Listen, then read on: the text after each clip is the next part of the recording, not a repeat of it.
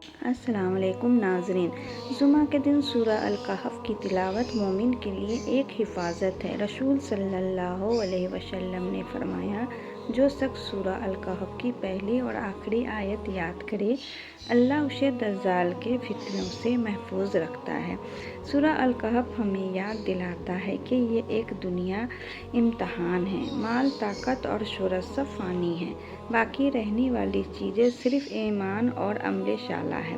یہ سورہ ہمیں سکھاتی ہے کہ جب فتنہ عام ہو جائے تو اللہ پر بھروسہ اور اس کی ہدایت کی نجات کا راستہ ہوتا ہے۔ آئیے جمعہ کے اس مبارک دن سورہ الکہف کی پہلی اور آخری 10 آیات کو اپنی زندگی کا حصہ بنائیں اور اپنے ایمان کو مضبوط کریں۔ اللہ ہمیں سمجھنے اور عمل کرنے کی توفیق عطا کرے، آمین ثم آمین۔ اور آئیے سنتے ہیں ڈاکٹر اسرار احمد کا یہ بیان۔ الرحمن الرحیم، الحمدللہ الذی انزل علی عبدہ الکتاب ولم یجعل لہ عوجا۔ یہ پوائنٹ میں نوٹ کرا چکا ہوں کہ آخری آیت کیا تھی؟ قل الحمدللہ، کہو کل حمد اللہ کے لیے ہے۔ یہ آخری آیت تھی سورہ بنی اسرائیل کی، اور سورہ کہف کی آیت شروع ہو رہی ہے الحمدللہ الذی، گویا کہ اس حکم کی تعمیل جو ہے اس سے آغاز ہو رہا ہے اس سورہ مبارکہ کا۔ اس کو میں نے کہا تھا یہ انٹر لاکڈ ہیں دونوں صورتیں جو ہیں۔ جیسے آتا ہے تورات میں کہ حضرت یعقوب اپنے بھائی عیسو کی ایڑیاں پکڑے ہوئے تولد ہوئے، یہ جڑواں پیدا ہوئے تھے، دو بھائی عیسو اور یعقوب۔ عیسو بڑے تھے، یعنی بڑے اس معنی میں جو بھی ہوتے ہیں جڑواں، ان میں جو پہلے جس کی ولادت ہو جائے وہ بڑا ہوتا ہے، چاہے 2 منٹ کا فرق ہو، 5 منٹ کا فرق ہو۔ تو اس کی ولادت کے بعد پھر حضرت یعقوب، تو عقب کہتے پیچھے کو، پیچھے آنے والا، یعقوب اس لیے ان کا نام پڑ گیا ہے کہ یہ پچھلا ہے۔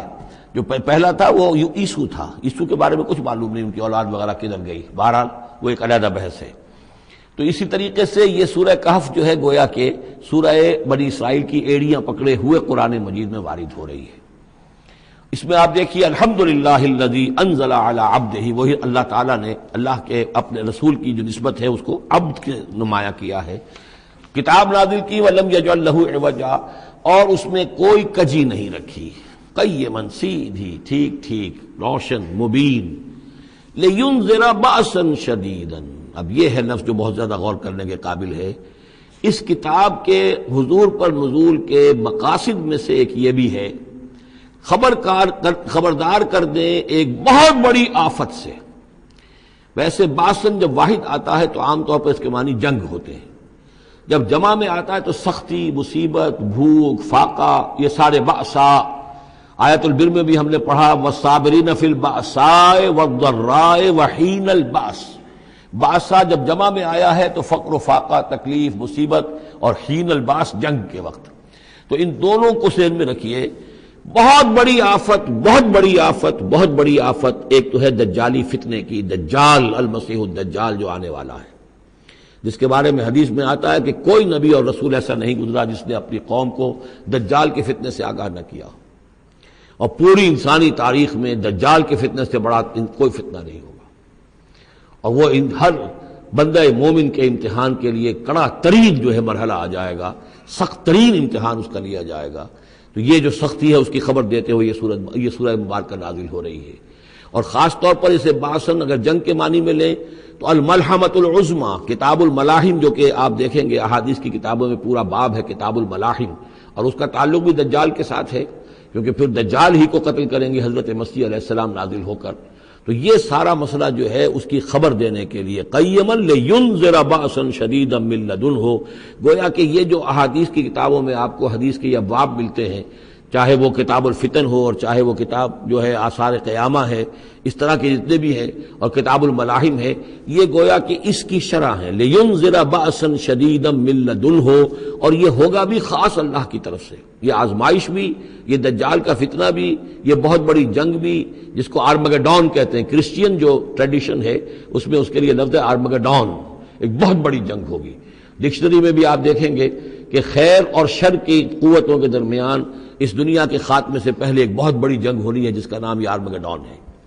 لِيُنذِرَ بَأْسًا شَدِيدًا مِّن لَّدُنْهُ وَيُبَشِّرَ الْمُؤْمِنِينَ الَّذِينَ يَعْمَلُونَ الصَّالِحَاتِ، اور تاکہ بشارت دے وہ ان اہل ایمان کو جو نیک عمل کرتے ہوں، أَنَّ لَهُمْ أَجْرًا حَسَنًا، کہ ان کے لیے ہوگا بہت اچھا بدلہ، مَاكِثِينَ فِيهِ أَبَدًا، اور وہ اس میں رہیں گے ہمیشہ ہمیشہ۔ یہ جو دجالی فتنہ ہے اس کے ساتھ ایک خاص مناسبت ہے اس سورہ مبارکہ کی۔ احادیث میں آتا ہے کہ دجالی فتنے کے اثرات سے بچنے کے لیے اس سورہ مبارکہ سے ذہنی اور قلبی رشتہ مفید ہے، اس کی تلاوت کرتے رہنا، خاص طور پر جمعے کے روز پوری سورہ کہف، ورنہ یہ کہ کم سے کم اس کی ابتدائی اور آخری آیات ان کی بڑی اہمیت ہے۔ دجالی فتنہ اصل میں کیا ہے سمجھ لیجئے کہ ایک تو ہے دجالی فتنہ بالعموم، دجل کہتے ہیں فریب کو، جیسے کہ کوئی نبی نہیں ہے، وہ اس نے فریبی لبادہ اوڑھ لیا، نبوت کا دعویٰ کر رہا ہے، وہ دجال ہے۔ تو اس طرح کی تو حضور نے فرمایا ہے کہ 30 دجال پیدا ہوں گے، انہی میں سے ایک ہمارے زمانے کے اندر جو ہے یہ غلام احمد قادیانی بھی تھا، وہ دجال تھا جس نے کہ اعلان کیا کہ میں نبی ہوں جبکہ وہ نبی نہیں تھا، تو فریبی بنا ہوا جس نے کہ ملمہ اپنے اوپر چڑھایا ہوا ہے۔ اسی طریقے سے دجالی فتنہ یہ جو ہے اس پوری دنیا میں اس وقت جو فتنہ ہے وہ یہ ہے کہ مادہ پرستی کا اتنا غلبہ ہو چکا ہے ذہنوں کے اوپر، افکار کے اوپر، لوگوں کے نظریات کے اوپر، لوگوں کی اخلاق کے اوپر، لوگوں کے اقدار جو ہیں، ویلیوز جو ہیں اس کے اوپر، کہ وہ آخرت کو بالکل بھول گئے، اللہ کو بھول گئے، اسباب کے اندر گم ہے، مسبب الاسباب سے ظہور ہو گیا، دنیا ہی دنیا ہے، آخرت کو بھولے ہوئے ہیں، مادہ ہی مادہ ہے، روح سے کوئی سروکار ہی نہیں۔ یہ ہے بالعموم جس کا نام دجالی فتنہ ہے کہ حقیقت کے اوپر پردہ پڑا ہوا ہے، آخرت پر دنیا کا پردہ پڑا ہوا ہے۔ یہ دنیا جو ہے در حقیقت کیا ہے، وَمَا الْحَيَاةُ الدُّنْيَا إِلَّا مَتَاعُ الْغُرُورِ، یہ دھوکے کا سامان ہے۔ اصل زندگی کو اس نے ڈھانپا ہوا ہے، ہم نے یہ سمجھ لیا کہ زندگی یہی ہے، اسی کے لیے بھاگ دوڑ محنت صبح و شام، اسی کے مستقبل کی فکر ہے، لیکن اصل زندگی اس کی کوئی فکر ہی نہیں ہے۔ باقی ایک دجال جو ہے جو آئے گا وہ معاملہ احادیث کے اندر بھی بڑی طوالت کے ساتھ ہے اور اس میں کافی پیچیدگیاں بھی ہیں، بعض چیزیں جو ہیں ایک دوسرے سے کچھ مختلف بھی ہیں، اس میں پھر اہل علم کو بہرحال مطابقت پیدا کرنی پڑتی ہے۔ میں نے جہاں تک اپنی کوشش کی ایک رائے تک میں پہنچا ہوں، لیکن ابھی میں اسے بیان نہیں کر رہا ہوں۔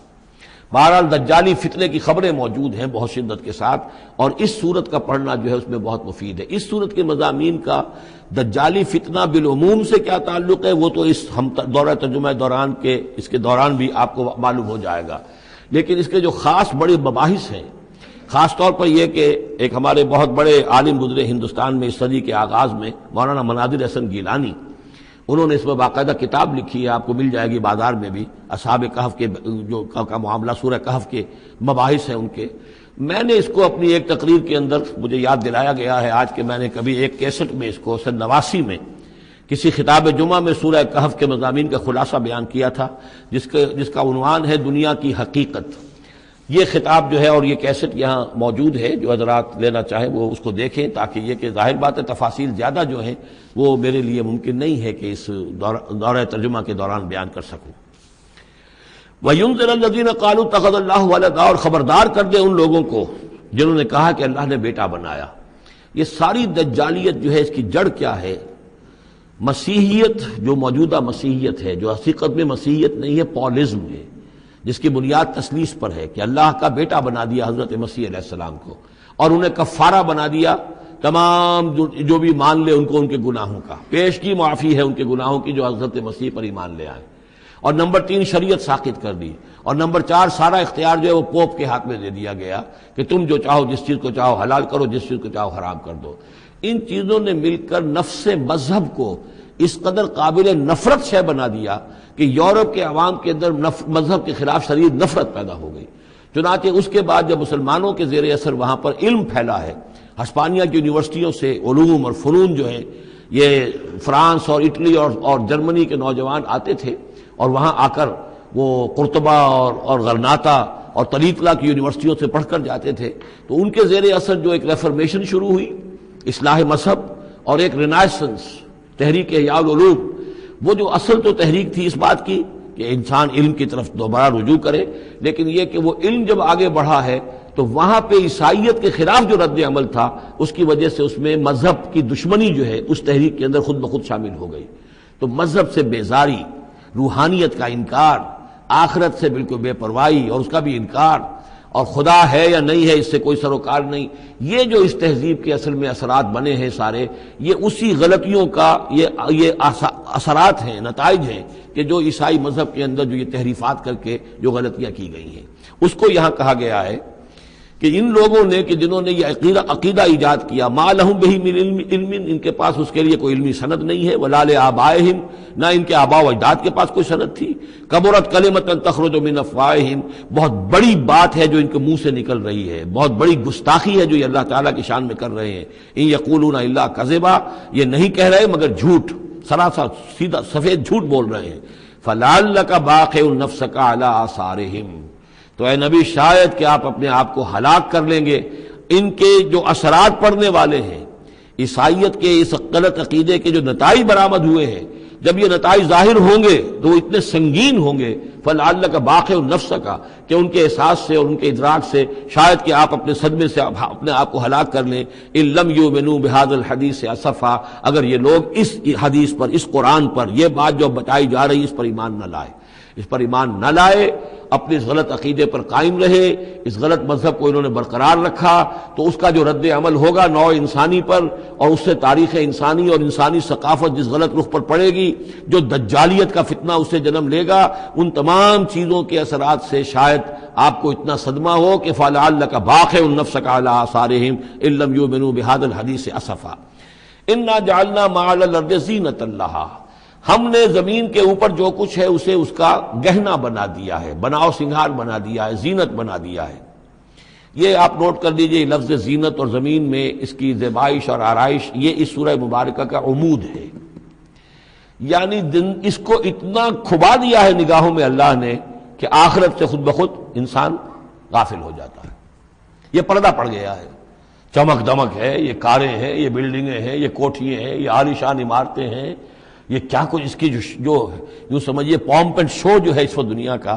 اور ظاہر بات ہے امریکہ میں جا کر دیکھیے تو جو کچھ یہاں دیکھ رہے ہیں اس سے 10 گنا 100 گنا 1000 گنا آپ کو نظر آئے گا. عقلیں دنگ ہو جاتی ہیں. نتیجہ کیا نکلتا ہے کہ انسان یہ سمجھتا ہے کہ اصل شے یہی مادہ ہی ہے، اصل ہدایت پہ یہی لوگ ہیں، یہی لوگ ہیں صحیح معنی میں کہ جنہوں نے واقعتاً علم حاصل کیا ہے.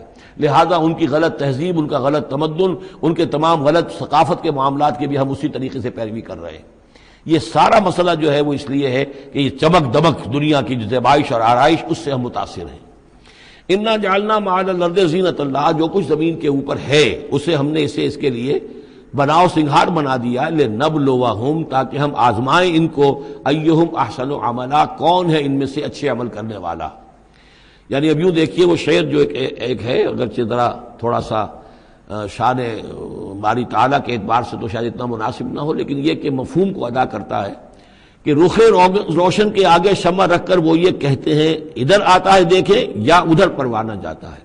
ایک طرف ذات باری تعالیٰ ہے اور ایک طرف یہ دنیا ہے، اس کی چمک دمک ہے. اب یہ پروانہ جو ہے یہ انسان، اس کا امتحان ہے. آیا یہ اللہ اور آخرت کی طرف جا رہا ہے یا دنیا کی طرف اور دنیا کی زیبائش اور آرائش کی طرف جا رہا ہے؟ جو زیبائش اور آرائش کی طرف چلا گیا وہ گیا، وہ تباہ و برباد ہو گیا. فقط خسر خسرانا مبینہ. اور جس نے اس دنیا کی زیبائش اور آرائش اس سے منہ موڑ کر وہ جو حقیقت جو اصل حسن ازلی ہے اللہ تعالیٰ کا اور اس کا جو جلال اور کمال ہے اور جو آخرت کی نعمتیں ہیں ان کو اختیار کر لیا، وہ کامیاب ہو گیا. تو امتحان اتنا ہی ہے کہ رخ روشن کے آگے شمع رکھ کر وہ یہ کہتے ہیں ادھر جاتا ہے دیکھیں یا ادھر پروانہ آتا ہے. وَإِنَّا لَجَاعِلُونَ مَا عَلَيْهَا صَعِيدًا جُرُزًا، اور یہ کہ جو کچھ بھی اس پر ہے ہم ایک وقت آئے گا کہ اس کو بنا کر رکھ دیں گے جیسے کہ میدان جس میں سے کہ فصل کاٹ لی گئی ہو. جب قیامت ہوگی کیا ہوگا یہاں پر اسی زمین کو؟ نہ یہاں پہ کوئی وہ پہاڑ رہ جائیں گے کوٹ کوٹ کر چپٹی کر دی جائے گی، نہ یہ آپ کے پاس جو ہے وہ اسکائی اسکریپرز رہ جائیں گے، نہ یہ اعلیٰ شان عمارتیں ہوں گی، کچھ نہیں ہوگا. یہ سب برابر ہوگا جیسے کہ کسی کھیت کے اندر فصل کاٹ دی جاتی ہے تو اب وہ پڑا ہوتا ہے ویران. وَإِنَّا لَجَاعِلُونَ مَا عَلَيْهَا صَعِيدًا جُرُزًا، ہم اسے کر کے چھوڑیں گے ایسا کھیت کہ جہاں پر چورا پڑا ہوا ہو، صرف بچا کھچا جو ہے وہ اس کا توڑی کا اور کچھ نہ ہو. ام حسبت ان اصحاب الکہف والرقیم کانوا من آیاتنا عجبا. اب یہاں سے اصحاب کہف کی بات شروع ہو رہی ہے کیونکہ پوچھوایا تھا یہودیوں نے اصحاب کہف کون تھے.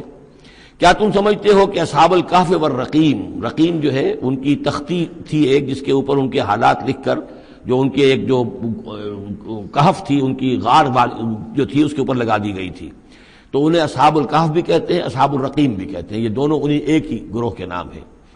کیا وہ تمہارے خیال میں ہماری بڑی عجیب آیات میں سے تھا؟ یعنی واقعتاً بات تو ایک غیر معمولی تھی، لیکن حقیقت میں ہمارے ہاں تو ہماری تخلیق میں، ہماری صنائی میں اس سے ہزاروں گنا زیادہ عجیب باتیں ہوتی ہیں۔ ہمارے لیے تو وہ کچھ ہے ہی نہیں کسی بھی درجے میں، تم سمجھتے ہو کہ شاید وہ بہت بڑی بات ہے۔ یہ سابق کہف کا جو قصہ ہے، اب میں سمجھتا ہوں کہ پورے وثوق کے ساتھ ہم کہہ سکتے ہیں کہ یہ قصہ کیا تھا۔ دیکھیے، جب حضرت مسیح علیہ السلام آئے ہیں تو یہ پورا علاقہ جو ہے فلسطین کا، اور یہاں پہ جو آپ نے تبلیغ کی ہے، تو یہ اس وقت رومن امپائر کا ایک حصہ تھا۔ اگرچہ مقامی طور پر ایک لوکل بادشاہ جو تھا یہودی وہاں پر حکومت کر رہا تھا، لیکن وہ پپٹ تھا، اصل میں تو حکومت جو تھی رومیوں کی، جو رومی تھے بت پرست۔